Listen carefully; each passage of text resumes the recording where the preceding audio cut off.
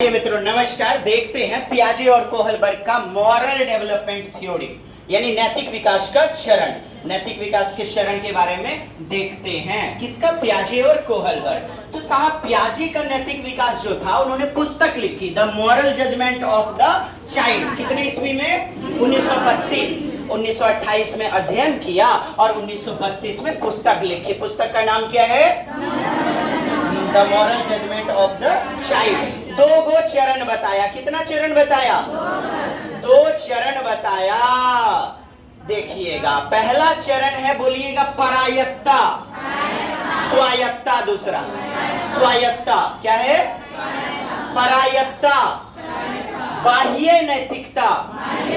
परायत्ता का मतलब होता है दूसरों के आधार पर। किसके आधार पर? दूसरों के आधार पर। पर क्या है? पर परायत्ता। और स्वायत्ता यानी खुद के विवेक नैतिकता के आधार पर।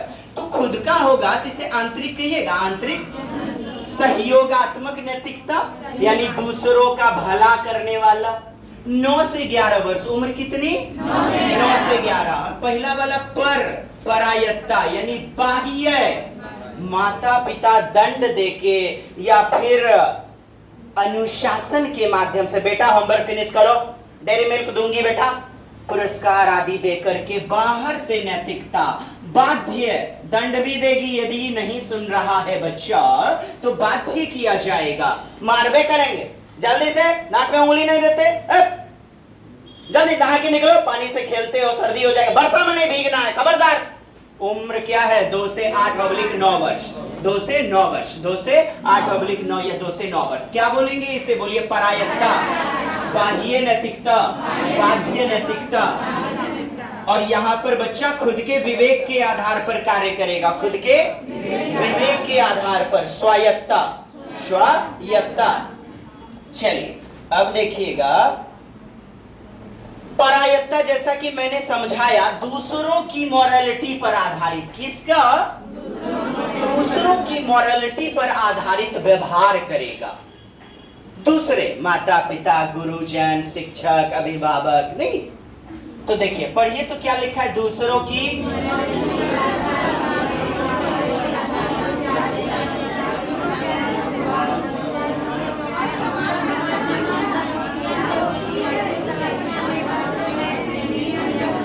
असमान अंतःक्रिया। यदि दंड किसी कार्य में ज्यादा मिला, ज्यादा क्रिया करेगा। दंड यदि कम मिला, पुरस्कार कम मिला, तो समान तो नहीं होगा, असमान अंतःक्रिया होगा। इस अवस्था में बच्चे नैतिक नियम यानी कि निरपेक्ष, अपरिवर्तन यानी बदलेगा नहीं। नहीं, मम्मा पीटेगी, मैं नियम नहीं बदल सकता, यानी अपरिवर्तनशील होता है। खुद के सापेक्ष नहीं होता, निरपेक्ष होता है। खुद के सापेक्ष यानी खुद के निर्णय पर आधारित नहीं होता है, उसी को निरपेक्ष कहेंगे। क्या कहेंगे?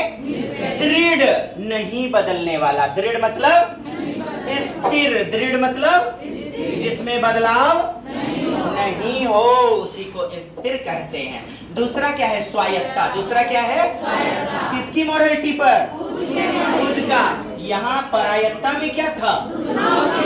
दूसरों की मॉरलिटी पर आधारित, है ना। चलिए, खुद के विवेक पर आधारित स्वायत्ता, विवेक पर आधारित 9 से 11 वर्ष, ठीक है। समान यानी कि समान अंतःक्रिया। यहाँ क्या था? असमान अंतःक्रिया। साथी संगति से नियम को सीखेगा, मॉरलिटी नैतिकता को सीखेगा और इस प्रकार मॉरल संबंध उपजेगा। ठीक। दूसरों के लिए, दूसरों के अधिकार के लिए चिंता, दूसरों के अधिकार के लिए चिंता, पारस्परिकता, सामूहिकता, दूसरों की भलाई के लिए कार्य करेगा। किस अवस्था में? स्वायत्ता में। क्योंकि स्व मतलब होता ही है खुद के विवेक पर, खुद के मॉरलिटी पर आधारित। नियम कानून में बदलाव करेगा भी तो किसके? दूसरे की भलाई के लिए। किसके लिए? अर्थात मानव के अधिकार के लिए। ह्यूमनिस्टिक अप्रोच के लिए, मानवतावादी अधिकार के लिए नियम बदले जाएंगे। आपसे पूछा जाएगा नियम नहीं बदला जाएगा जीन पियाजे के किस अवस्था में? परायत्ता। नियम बदले जाएंगे किस अवस्था में? चलिए ठीक है, समझ चुके हैं आप। अब आइएगा देखते हैं कोहलबर्ग। कोहलबर्ग का जो सिद्धांत है वह परिष्करण है किसका? पियाजे का ही, क्योंकि पियाजे ने 1932 में ही लिख दिया था पुस्तक। देखिएगा इंग्लिश में आप देखिए 3 गो चरण है, बोलिए प्री कन्वेंशनल,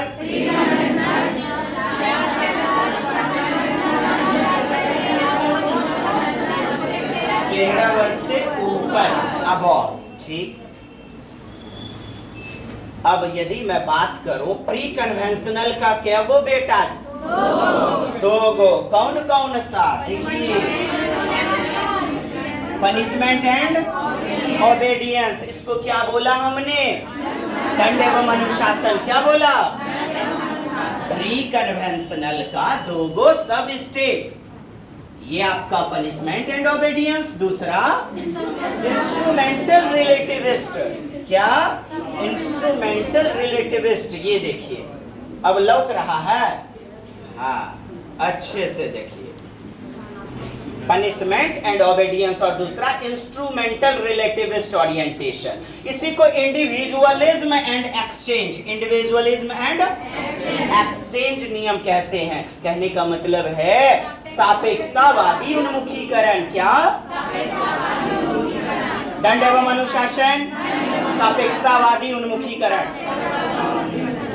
दूसरा है conventional, good boy nice girl orientation, good boy good girl orientation, अच्छा लड़का अच्छी लड़की, कानून एवं क्रम, law and order orientation, law and authority and social order maintaining, अधिकारितावादी परिप्रेक्ष्य।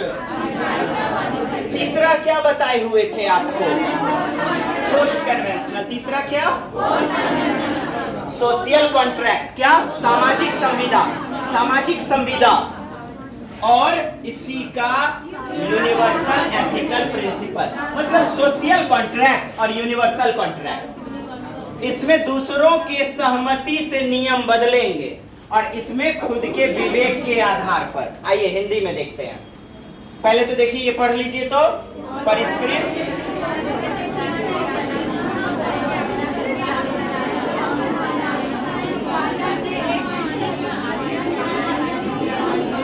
देखिएगा, सुनिएगा, पियाजे के ही सिद्धांत को परिष्कृत किया, रिफाइन किया, ठीक है। इस कहानी में मेन नायक कौन था? हिंज, जिसे क्या कहते हैं? हाइनस। उसकी पत्नी ना बीमार रही, कोची रही, दवाई चाहिए था। दवाई क्या था? रेडियम। एक दुकानदार ने, एक डॉक्टर ने निकाला दवाई, दूर दूर तक कहीं नहीं था दवाई। तो मेरी चीज है, मैं 10 गुना दाम लूं, मेरी मर्जी, मैं 10 गुना दाम लूं, मेरी मर्जी। तो पैसा नहीं पूरा पाया हाइनस, हाइनस पैसा उतना नहीं पूरा पाया। अब 2 रास्ते बन गए, नैतिक तर्कना के 2 रास्ते। या तो मैं दवाई दुकान का ताला तोड़ के चुरा लूं, या तो पत्नी को मरने छोड़ दूं। यही 2 रास्ता बना ना नैतिकता का, 2 रास्ते बने, ठीक। हिंज काफी निर्धन था, पैसे नहीं पूरा पाया, उसने चोरी कर लिया, दवाई से अपनी पत्नी की जान बचा ली। अब देखिए, अब कोहलबर्ग सोचता है कि अगर पियाजे के अनुसार देखें तो ना ही उसकी खुद की इच्छा थी चोरी करने की, और ना ही उसकी संस्कृति ने उसको ऐसा करने के लिए कहा। मतलब ये को पियाजे की आलोचना है। पियाजे कहते हैं संस्कृति पर आधारित होती है नैतिकता। पियाजे कहते हैं, याद रखें, पढ़िएगा,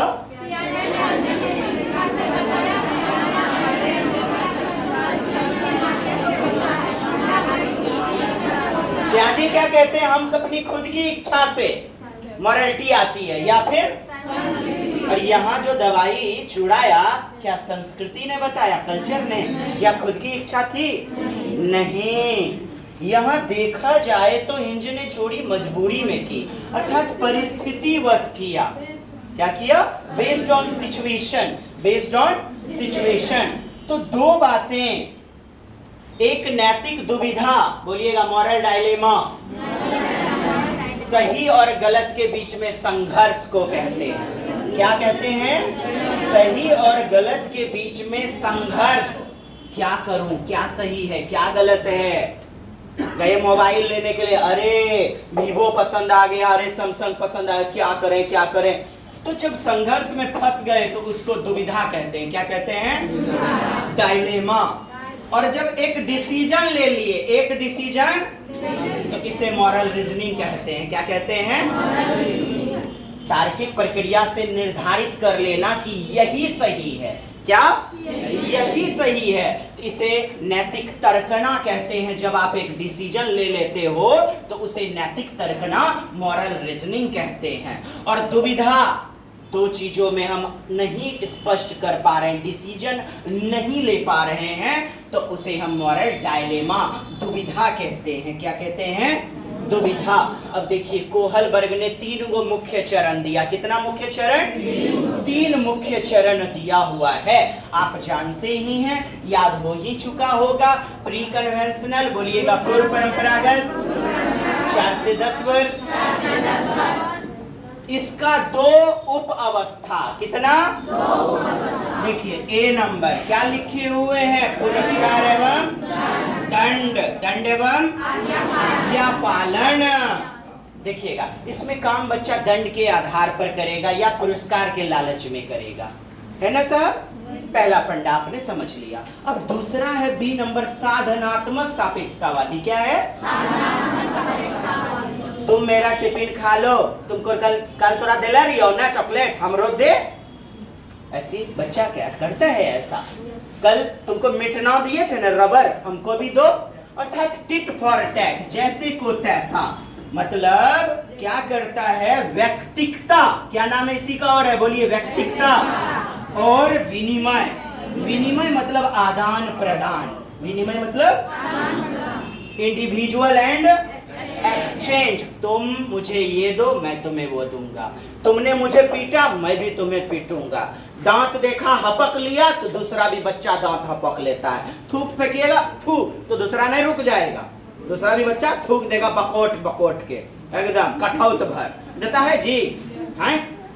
तो ये बातें हैं। कलम पीछे लिखिएगा, 00 चोर, तेरा बाप चोर है। वो मौका के तलाश में रहता है, लिखता है मेरा बाप, तेरा बाप चोर है, लिखता है। तो टिट फॉर टैट, जैसे को तैसा मिलता है। इस दूसरी उप अवस्था में जैसे को तैसा, जिसे कहते हैं व्यक्तिकता और विनिमय।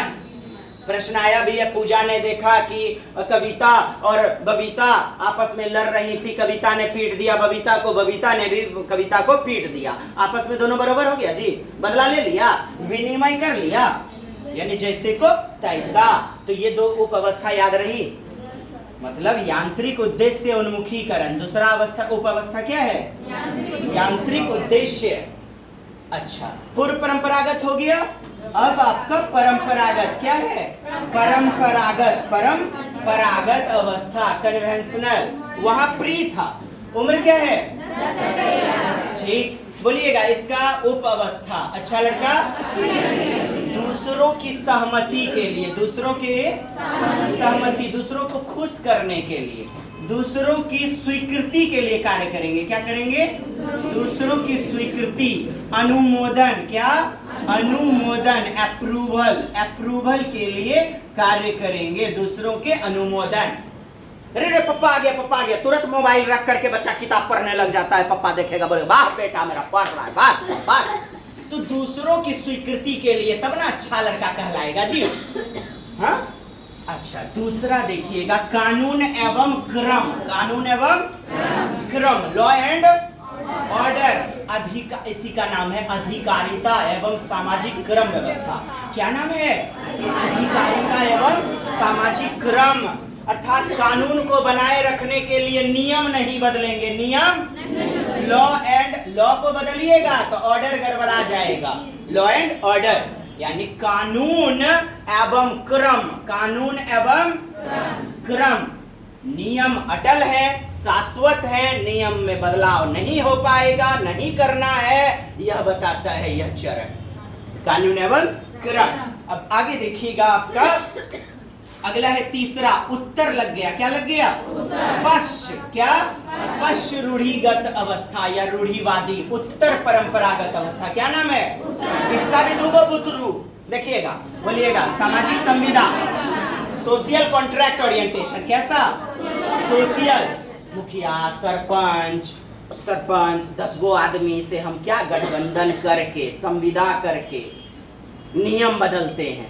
ये जो चरण है, ये जो तीसरा है उत्तर, इसमें नियम बदलेगा, इसमें भी, इसमें दूसरों के आधार पर और इसमें खुद के विवेक के आधार पर, इसमें खुद के विवेक के आधार पर। सार्वभौमिक संविदा क्या है?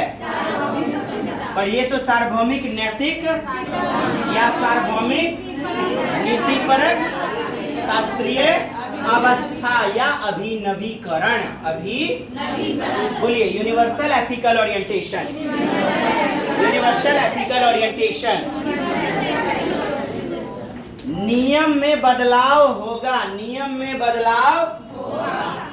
देखिए ना, फल्ला का बेटा को देखे थे चोरी किया, रात में फल्ला के घर में घुस गया था, फेंकना के घर में बैठ गया 5 गो सरपंच पंचायती, हाँ? तो दूसरों के नियम, दूसरों की बौद्धिकता, सहमति, संविदा, क्या मिलेगा? सामाजिक सहमति, क्या मिलेगा प्रश्न में? सामाजिक सहमति के आधार पर नियम बदलेगा। और सार्वभौमिक में खुद के आधार पर, यानी स्वविवेक, किसके आधार पर? स्वविवेक, बोलिए, स्वतर्कणा,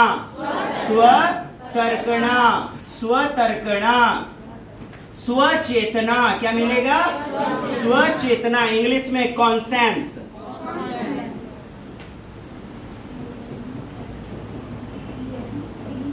कॉन्सेंस, खुद के कॉन्सेंस के आधार पर, यानी खुद का बौद्धिकता के आधार पर नियम बदलेगा।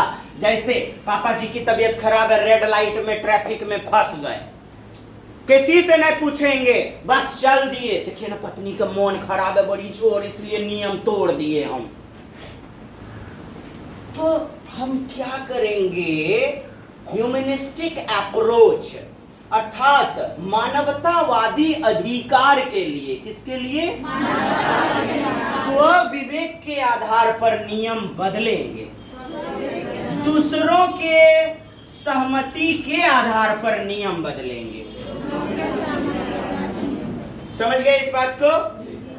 अब यही एकदम रेघा करके आपको समझाए हैं, लुसुर करके कोची समझाए हुए हैं। देखिए, पूर्व परंपरागत का दंड एवं अनुशासन, यहाँ पर दंड भय के आधार पर बच्चा कार्य करेगा, किसके आधार पर? तो नैतिकता कैसा होगा? आंतरिक होगा, हेलो, इधर खुद के आधार पर होगा, एक्सटर्नल होगा। कैसा होगा नैतिकता? बच्चा मारपीट से बचने के लिए, कठिनाई से बचाने का खुद को प्रयास करेगा।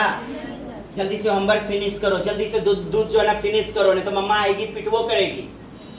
बेटा, ये आपको को जल्दी लिख करके रखना, मैं किचन आ रही हूँ, तुरंत जो है ना आके कुटवो करूंगी। समझ गया? ले राजा बेटा, जल्दी फिनिश कर लो, तुमको मैं टाइगर बिस्किट दूंगी पुरस्कार। होता है ऐसा? अर्थात बाह्य होता है। इस पहले चरण में नैतिकता कैसी? बाह्य होती है। प्रश्न पूछा गया है, पुरस्कार प्राप्त करने के लिए या दंड से बचने के लिए करता है बच्चा पालन आज्ञा का, है ना? और कहता है कि नियम मुझे पालन करना ही होगा। यहां इस अवस्था में सोचता है एक बच्चा, हाइनस जो था ना, हिंज, उसने चोरी करना क्या था? गलत था, क्योंकि ऐसा करने से उसे क्या मिल जाएगा? सजा। क्या मिल जाएगा? दंड। क्या मिल जाएगा? दंड। माने हाइनस जो था ना, उसने चोरी किया था। क्या किया था?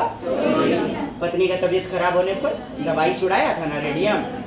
तो ऐसा करने से उसे दंड मिल जाएगा। बच्चा किस अवस्था पर है? दंड नहीं दिख रहा है क्वेश्चन में, दंड दिख रहा है कि उसे सजा मिल जाएगी, तो दंड एवं आज्ञा पालन यानी दंड में गया, तो इस अवस्था में आ गया। अब आइए बी नंबर, क्या है? साधनात्मक सापेक्षता। क्या है? बच्चा अपनी आवश्यकताओं को पूरा करने के लिए क्या करता है? समझौता। क्या करता है? देखिएगा, पढ़िएगा, यदि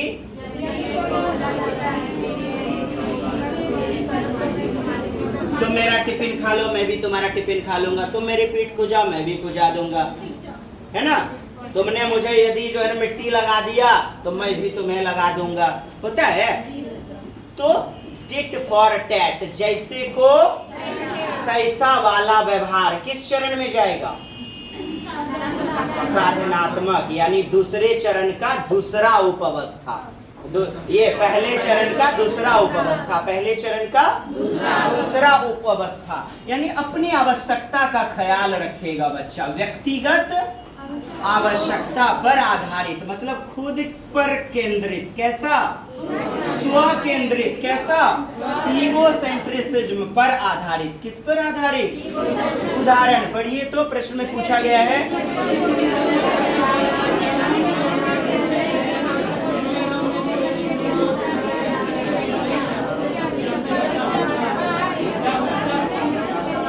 यानी अपनी इच्छा आवश्यकता की पूर्ति, तो स्व केंद्रितता, ईगोसेंट्रिसिज्म पर आधारित व्यवहार करेगा यहां बच्चा।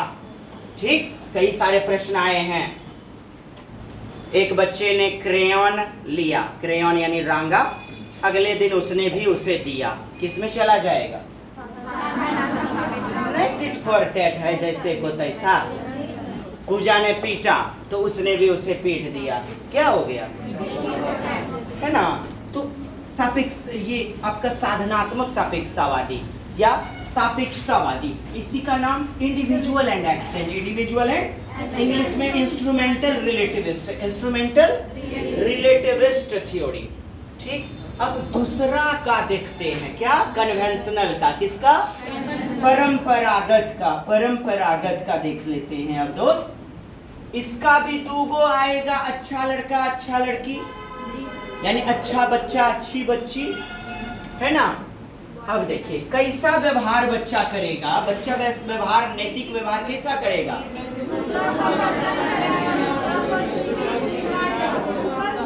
दूसरों का अनुमोदन, दूसरों की नजर में सिद्धि। कई बार प्रश्न में पूछा, दूसरों की नजर में, यानी दूसरों को, बात मेरी समझ में आई? दूसरे हमें अच्छा कहेंगे, दूसरों की सहमति। पासवर्ड क्या मिलेगा? सहमति, स्वीकृति, स्वीकार्यता, दूसरे उसे अप्रूवल देंगे, सहमति। वाह बेटा वाह, वाह बेटी वाह, है ना, एक्सीलेंट। इसी का दूसरा नाम अंतर व्यक्तिक संबंध। क्या है?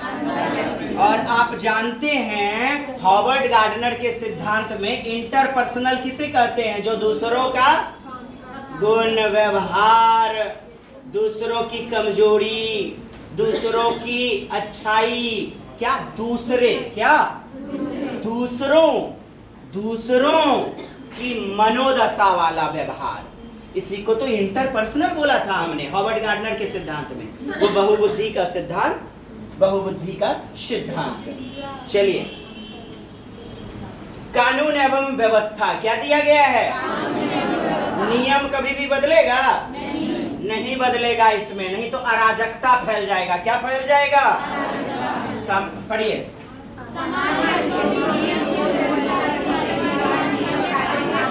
और टल है, यानी कि टलने वाले नहीं हैं। टलने वाले नहीं का मतलब और दिया गया है ना। और टल हैं, शाश्वत हैं, नहीं तो समाज में अराजकता फैल जाएगी, बदला नहीं जा सकता। वह उसे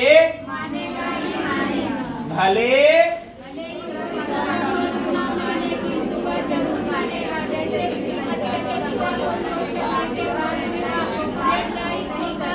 मैं क्रॉस नहीं करूंगा, भले पीछे पप्पा बैठे हुए हैं मोटरसाइकिल पे, कोई बात नहीं। रेड लाइट ग्रीन बनेगा तब ना, ग्रीन होगा तब ना ट्रैफिक लाइट हो। ठीक, इस अवस्था में बच्चा मानता है कि समाज में प्रश्न है,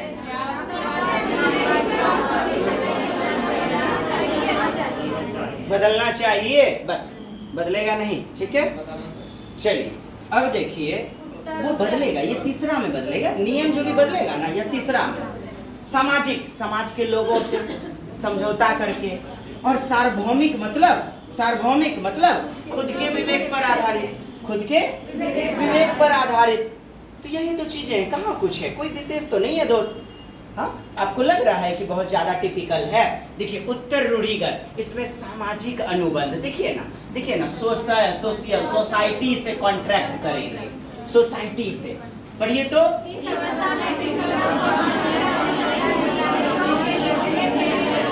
यदि नियम नुकसान पहुंचाता है किसी को तो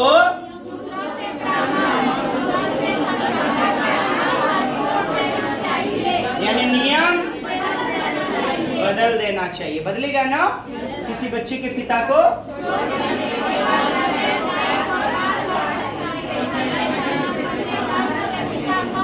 है ना, वहां पर ट्रैफिक लाइट वाले पुलिस को बोला कि सर देखिए ना, पत्नी का बहुत मन खराब है, देखिए ना, एकदम जो है ना, एकदम रात से पेट में दर्द हो रहा है, जल्दी हमको, अच्छा ठीक ज्यादा। समाज के लोगों से समझौता कर लिया हमने, है ना।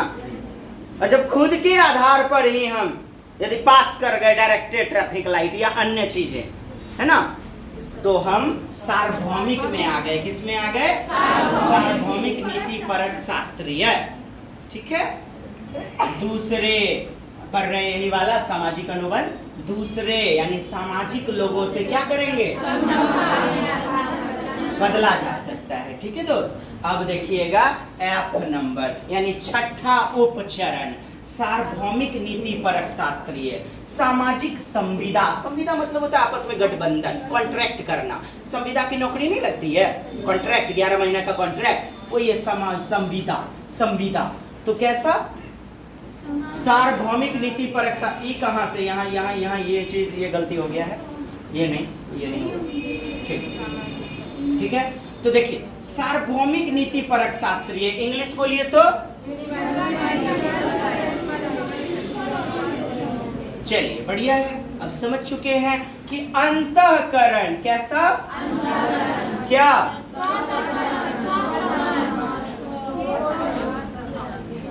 स्वविवेक यानी मैं अपने से डिसीजन लूंगा अपने निर्णय के आधार पर। यहां दूसरों के क्या? सामाजिक में दूसरों के आधार पर। और यहां पर अंतःकरण, स्वतर्कना, स्वविवेक, कोसाइंस ने कहते हैं, कॉन्सेंस तनको नहीं था, कॉन्सेंस है ना। ये मिलेगा पासवर्ड में आपको जब भी क्वेश्चन मिलेगा तो बच्चे का आचरण व्यवहार दूसरों की प्रतिक्रिया विचार किए बिना, दूसरों की प्रतिक्रिया का विचार किए बिना। कैसे? आंतरिक, हाँ आंतरिक बोले तो स्व समझ के आधार पर मानवों के रक्षा के लिए, मानवतावादी परिप्रेक्ष्य के लिए नियम बदले जाएंगे। ह्यूमन राइट्स के लिए नियम बदले जाएंगे। बात मेरी समझ में आई? अब यहाँ पर पढ़ लीजिएगा तो, स्वतंत्र होकर, किससे स्वतंत्र होकर? दूसरों पर आधारित रहेगा तो, और यहाँ दूसरों के विचार से स्वतंत्र, प्रतिबंध, लीगल रेस्ट्रिक्शन से स्वतंत्र होकर। किसके मापदंड? आंतरिक मापदंड, आंतरिक स्टैंडर्ड, मानक यानी इंटरनल थिंकिंग के अनुरूप व्यवहार करेगा। नियम बदलेंगे मेरे स्वचेतना के आधार पर। जी, मानवीय मूल्यों में रखते हुए, यानी किशोर को क्या पढ़िएगा?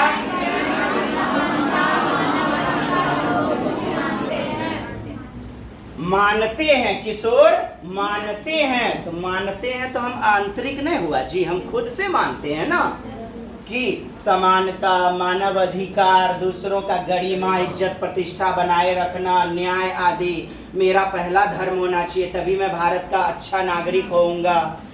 हाँ जी, तभी मैं भारत का अच्छा नागरिक होऊंगा।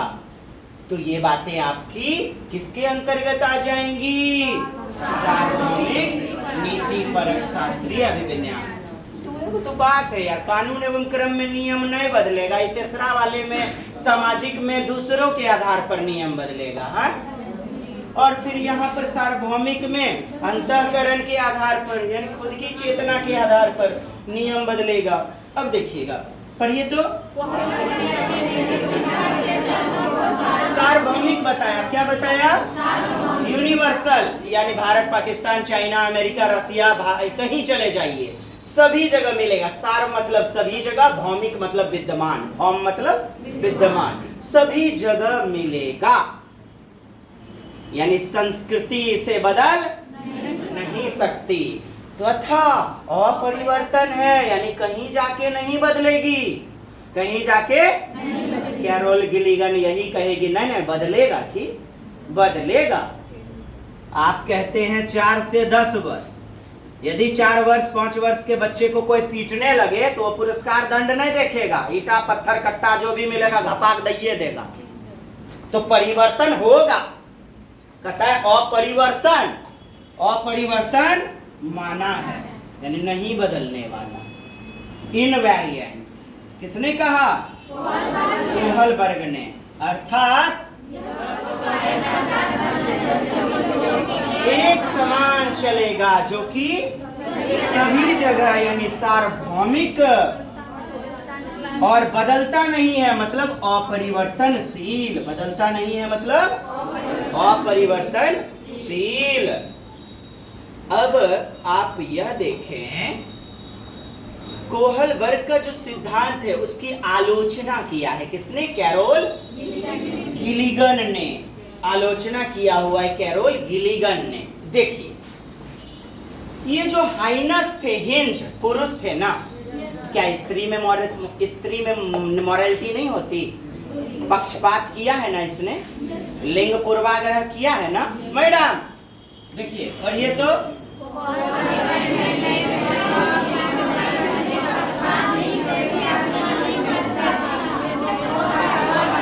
बढ़ावा दिया है, बढ़ावा दिया है। खाली पुरुष एगो हाइनस था, इनका कहानी का कथाकार, मनगढ़ंत कहानी है ना, यूनानी कहानी जो थी, बस उसी के आधार पर। क्या पुरुष में ही होता है नैतिकता? क्या स्त्री में नैतिकता, महिला में नैतिकता नहीं होता है? होता है ना। ठीक, यही चीज है कि लैंगिक भेदभाव या लिंग पूर्वाग्रह या लिंग पक्षपात, बोले तो जेंडर बायस को, जेंडर डिस्क्रिमिनेशन, जेंडर स्टीरियोटाइप को ये सिद्धांत क्या देता है? कौन कहती हैं? कैरोल गिलिगन, इनकी शिष्या प्लस मनोवैज्ञानिक, क्योंकि उन्होंने केवल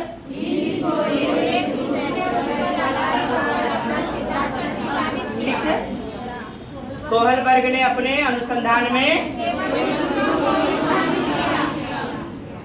जबकि अनुसंधान के दौरान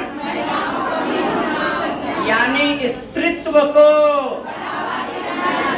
आ गया है ऑनलाइन में प्रश्न, स्त्रीत्व को बढ़ावा नहीं दिया है, स्त्रीत्व को बढ़ावा दिया जाना चाहिए।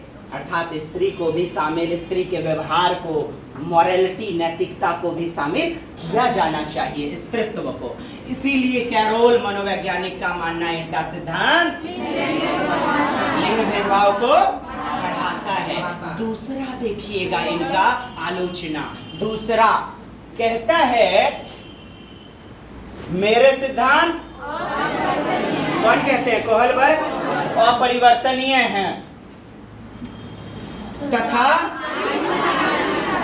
4 से 10 वर्ष, 10 से 13 वर्ष, 13 से 16 वर्ष, है ना, है ना। तो किस पर आधारित? आयु पर समजातीय हैं, आयु पर, आयु पर सम, यानी कि समानता पाई जाएगी, इसी को समजातीय, होमोजीनस बोलेंगे। क्या बोलेंगे? आयु पर आधारित। क्या बोलेंगे? आयु पर आधारित। अब देखिए क्या कहता था कोहलबर्ग? अपरिवर्तनीय है, जबकि अपरिवर्तनीय मतलब बदलने वाला है, बदलने वाला है। इसका मतलब नहीं बदलने वाला, तो नहीं बदलने वाला नहीं है, मतलब बदल जाएगा। अच्छे से समझिए, नॉट अनचेंजेबल, अर्थात बदलने वाला है। गिलिगन कहती हैं कभी कभी उसकी स्थिति के आधार पर होती है, सिचुएशन आखिर कैसा है, हाँ, यदि किसी बच्चे को पानी की टंकी में डुबा दिया जाए, उम्र उसकी 6 वर्ष 7 वर्ष, दूसरे के आधार पर दंड एवं अनुशासन में जाएगा जी।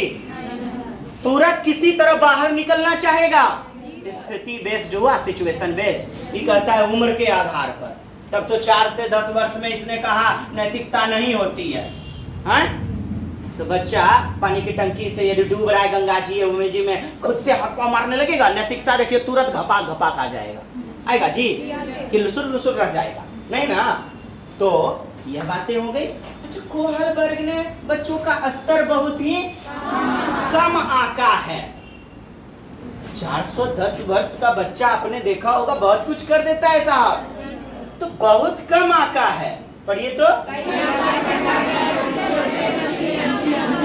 इनकी अंतिम अवस्था वही सार्वभौमिक वाला, छोटे बच्चे अंतिम अवस्था सार्वभौमिक वाला काम करने लग जाते हैं, उनके अनुसार भी काम कर देता है ना?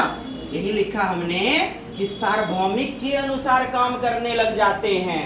इनके अनुसार बच्चे की नैतिक तर्कना आयु के अनुसार चलती है। किनके अनुसार? कोहलबर्ग के अनुसार आयु पर आश्रित। कैसा?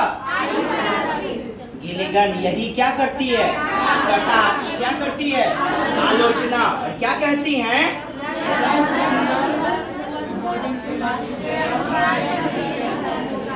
अब सुनिएगा, सुनिएगा, पढ़िएगा।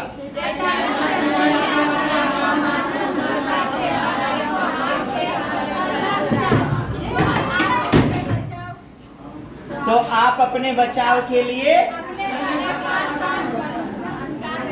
हाँ, उम्र चाहे कोई कुछ भी रहे, नहीं जी, यानी हमें संदर्भ के अनुसार, मतलब तखनी जैसन परिस्थिति बनेगा वैसने काम करेंगे, है ना साहब? ये नहीं देखेंगे कि उम्र कोची है नहीं है, तो ये बातें आपकी है। अच्छा, नैतिक सिद्धांत आपका पियाजे ने भी दिया और कोहलबर्ग ने भी दिया। दोनों में समानता और समानता देखिए तो पियाजे के समान कोहलबर्ग ने भी अपने सिद्धांत में बच्चों के नैतिक निर्णय पर न कि उनकी यानी क्रिया विधि पर जोर नहीं दिया, क्रिया विधि पर जोर नहीं दिया। दोनों ने काल्पनिक कथाओं का प्रयोग किया। यूनान की, जो ग्रीस की मनगढ़ंत इमेजिनेशन स्टोरी थी, उसी से संदर्भित थी। नैतिक समस्याओं को सम्मिलित कर प्रश्नों का विश्लेषण कर इस सिद्धांत का निर्माण किया। ये साहब आपके सिद्धांत थे और प्रश्नों को बनाएंगे, आप पाएंगे मजा आ गया। द बेस्ट बना कि बनाना है आपको। चलिए साहब, आज के लिए इतना ही। क्या मिले पुनः? चलिए, जय हिंद, जय भारत, वंदे मातरम। कल आपसे पूछा जाएगा इन सिद्धांतों।